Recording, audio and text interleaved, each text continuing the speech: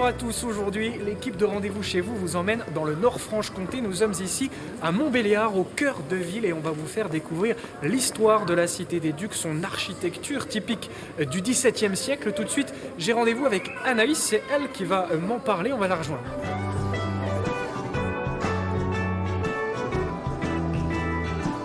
Bonjour Anaïs. Bonjour.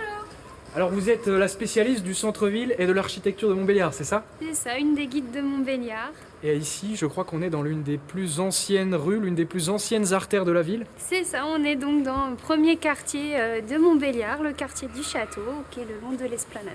Et alors qu'est-ce qui est particulier, typique finalement de ce centre-ville de Montbéliard? Est-ce qu'il y a des éléments reconnaissables?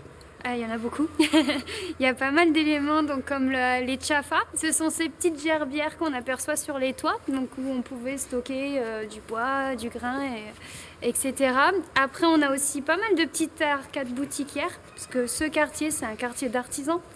Et puis après, on a les fameuses gossottes. Ça vient de l'allemand Gasse, qui signifie ruelle, petit passage. On a appris un mot alors.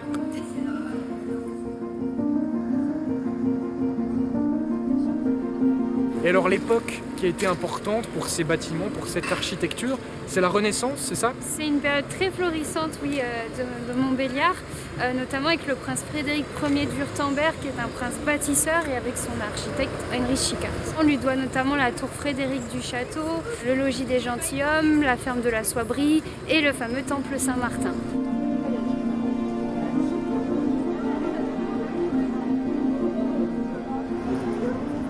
On arrive devant cet édifice qui est le plus vieux construit pour le culte protestant de France, actuellement en rénovation. Il faut aller faire un tour à l'intérieur. On va aller voir, merci beaucoup Anaïs pour cette visite.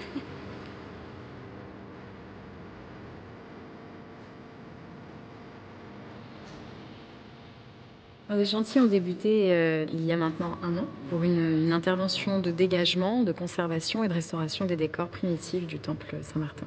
Et vous avez mis à nu déjà des décors, on le voit par exemple sur cette façade. On s'attendait un petit peu à trouver donc un décor architectural, mais par contre, on s'attendait absolument pas à trouver justement la deuxième période décorative, un décor si riche et surtout en très bon état.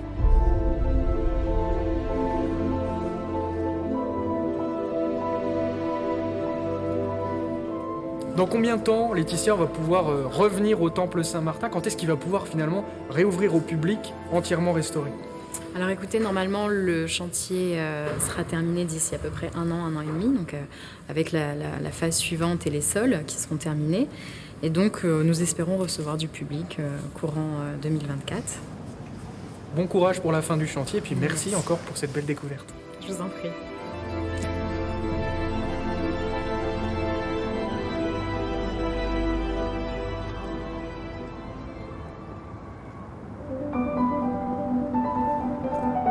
Alors on est ici sur l'esplanade du château de Montbéliard qui abrite le conservatoire de musique.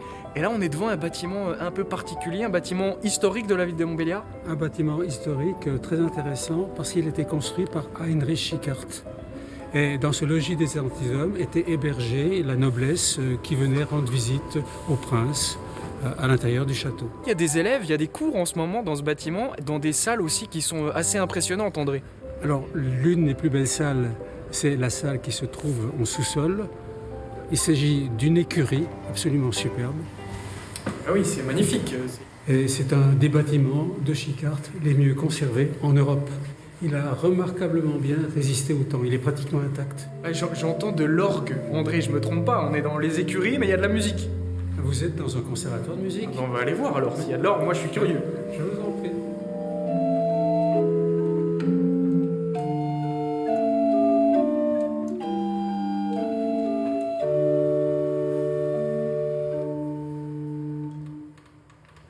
Bravo.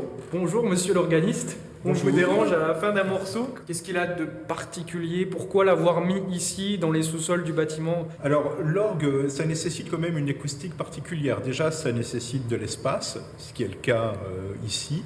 Et puis, ça nécessite une certaine réverbération, de façon à ce que les sons soient plus enveloppés.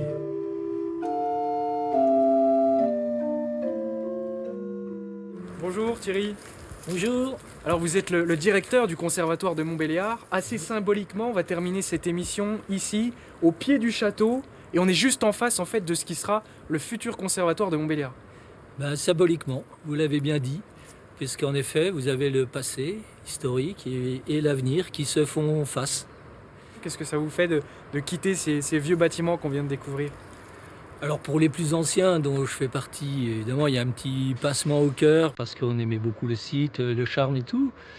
Mais en même temps, la plus belle vue qu'on aura du château, elle sera depuis le nouveau conservatoire.